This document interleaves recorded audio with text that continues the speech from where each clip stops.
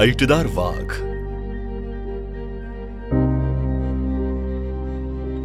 विविध रंगांचे मोहक पक्षी, चितळ, अस्वल, सांबार, गवा, डौलदार मोर अशा एक ना अनेक आकर्षक वन्यजीवांना एकत्रितपणे पाहण्याचा आनंद घ्यायचा असेल तर व्याघ्र प्रकल्प हेच त्याचं उत्तर. त्यातही पेंच व्याघ्र प्रकल्प म्हटलं की त्याची अनेक वैशिष्ट्ये नजरेत भरतात. जैवविविधतेची मुबलकता हे पेंच व्याघ्र प्रकल्पाचं खास वैशिष्ट्य आणि त्यामुळेच पेंच व्याघ्र प्रकल्प महाराष्ट्र आणि मध्य प्रदेश राज्यासाठी विशेष आकर्षणाचा केंद्र ठरलाय. या पेंच व्याघ्र प्रकल्पात वाघांची वाढणारी संख्या भविष्यातील आश्वासक नैसर्गिक समतोलाची नांदी ठरणार हे निश्चित. वाघाबरोबरच इतरही वन्यजीव सृष्टी, विविध प्रकारची झाडं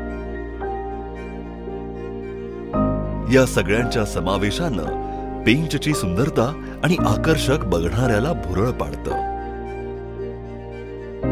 अशा या वन्यजीवांचं संरक्षण आणि संवर्धन ही वन विभागाची प्राथमिकता आहे. त्याकरता महाराष्ट्र राज्याचा वन विभाग सर्वतोपरी सजगतेनं आणि संवेदनशीलतेनं कार्यरत आहे. वन्यजीवांच्या संरक्षण संवर्धनात महत्वपूर्ण अडचण येते ती मानवी हस्तक्षेपाची. बफर क्षेत्रात वसलेल्या अनेक गावांमुळे वन्यजीव आणि मानव यांच्या संघर्षाचे प्रसंग नित्याचेच.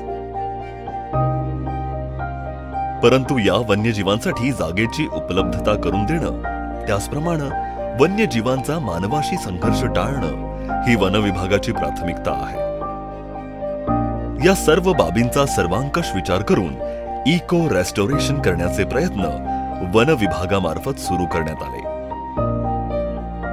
वन्यजीवांसाठी त्यांचा नैसर्गिक अधिवास उपलब्ध व्हावा यासाठी महाराष्ट्र शासनाचा वन विभाग सर्वतोपरी प्रयत्न करत आहे. त्यासाठी वन विभागामार्फत बफर क्षेत्रातील गावातील लोकांना मार्गदर्शन करून पर्यायी व्यवस्था उपलब्ध करून देत स्थलांतर करण्यात आलं. गावच्या गाव स्थानांतरित केल्यामुळे उपलब्ध मुबलक जागेत वृक्षारोपणाच्या माध्यमातून हरित आच्छादन वाढवण्याचे प्रयत्न केले जात आहेत. संपूर्ण गावाचं नवीन जागी स्थलांतरण करून गावातली घरं, इतर इमारती संपूर्णपणे तोडून जागा समतल करून घेण्यात आली. या भागात आवश्यक तिथं सकस मातीचा थर देण्यात येऊन त्यानंतर झाडांची लागवड करण्यात येत आहे. अनावश्यक गवत झाडं नष्ट करून अधिक प्रमाणात कार्बन डायऑक्साईड शोषण करणाऱ्या झाडांच्या प्रजातींची लागवड केली जाते. भविष्यातील अनेक वर्ष उपयुक्त ठरेल अशा प्रकारे केली जाणारी ही हरित गुंतवणूक निश्चितच जंगलाचा कायापालट करण्यास हातभार लावणारी आहे. मेडोज आणि मियावाकी पद्धतीनं झाडांची लागवड करून कमी जागेमध्ये घनदाट वृक्ष आच्छादन तयार केलं जात आहे. यामुळे कार्बन स्टॉक संरक्षित ठेवला जाईल आणि प्रदूषणमुक्त वातावरणात वन्यजीव मुक्तपणे संचार करू शकतील. याबरोबरच इथे आवश्यक ठिकाणी बंधारे बांधून वन्यजीवांसाठी पाण्याची सोय, पाणवठे बांधण्यात येतात. या बंधाऱ्यांमुळे इथं येणाऱ्या वन्यजीवांना आपली तहान भागवण्याची सोय पूर्ण होणार आहे. पाणी पुरवठ्यासाठी जागोजागी सौर ऊर्जेवर चालणारे पंप बसवण्यात येतात. या सर्व सोयी सुविधांमुळे वनक्षेत्र तर वाढणार आहेच. या वाढीव वनक्षेत्रात केवळ वन्यजीवांना केंद्रस्थानी ठेवून उपयुक्त अशा सोयी सुविधा, नैसर्गिक वातावरण याची उपलब्धता करून देणारा महाराष्ट्राच्या वन्य विभागाचा अभिनंदनीय उपक्रम म्हणता येईल. वन्यजीवांचा नैसर्गिक अधिवास त्यांना परत करणे आणि त्यातील मानवी हस्तक्षेप दूर करत वन्यजीव आणि मानव संघर्ष टाळण्यात नक्कीच यश मिळेल.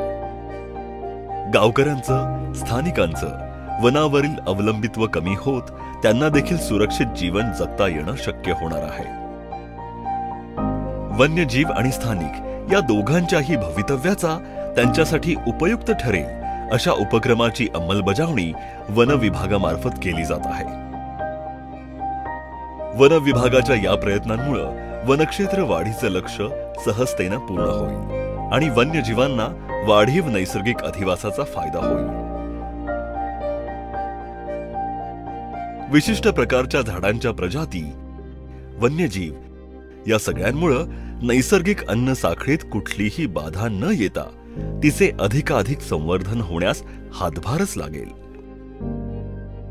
पर्यायानं नैसर्गिक समतोल राखण्याचा उद्देश निश्चितच सफल होईल.